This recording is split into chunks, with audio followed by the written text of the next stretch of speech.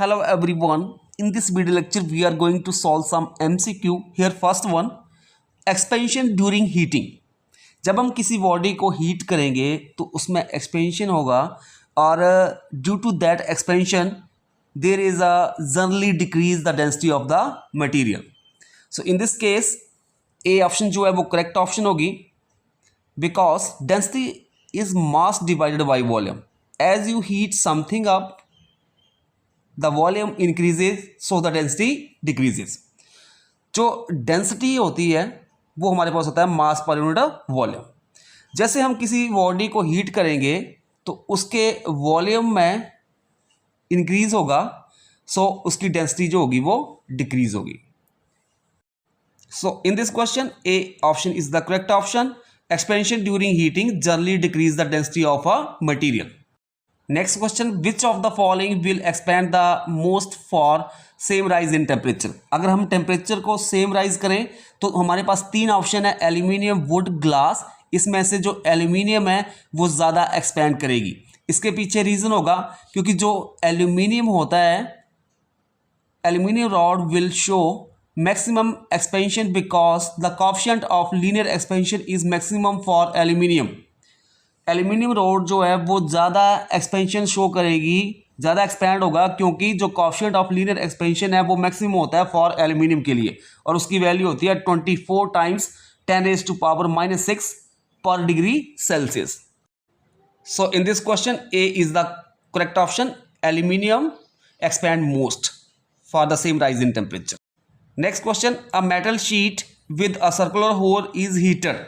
The hole, अगर हम एक मेटल शीट जो है उसके बीच में एक होल है, अगर हम उसको हीट करते हैं then what happen when a metal plate with the hole in its centre is uniformly heated for a finite time.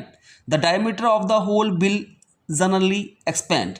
This is because as the metal plates heats up its particle gain energy and vibrate more causing the material to expand. जब हम किसी metal plate को heat करेंगे जिसके centre में एक whole है तो क्या होगा, उसका डायमीटर जो है होल का वो एक्सपेंड करेगा, मतलब वो इंक्रीज करेगा क्योंकि जब मेटल हीट होगी तो उसके पार्टिकल एनर्जी गेन करेंगे, वाइब्रेट करेंगे with more and causing material to expand. So in this question A is the correct option. A metal sheet with a circular hole is heated, the hole gets larger. Next question, a solid ball of metal has a spherical cavity inside it. The wall is heated, the volume of cavity will. ये solid ball है जो कि metal की बनी है और वो spherical shape की है और उसके अंदर कैविटी है. जब हम उसको हीट करते हैं तो उसके वॉल्यूम के ऊपर क्या इफेक्ट पड़ेगा. When the wall is heated, expansion of wall and cavity both occur, hence volume of cavity increases.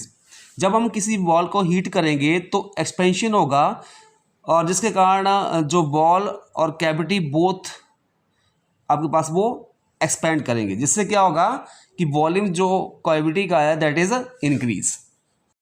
So in this question A option is the correct option. A solid wall of metal has a spherical cavity inside it. The wall is heated, the volume of the cavity will increases.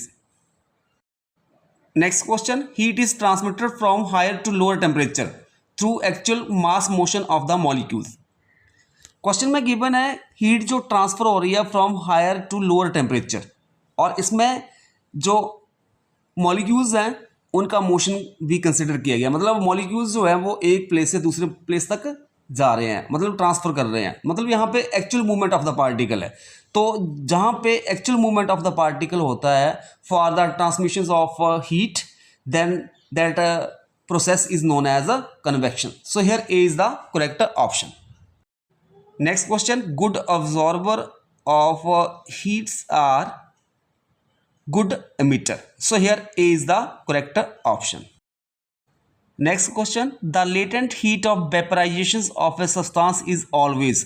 जो latent heat of vaporization होगी किसी substance की वो always greater than its latent heat of fusion. greater than होती है किसके, latent of heat of fusion के. So here in this question A is the correct option.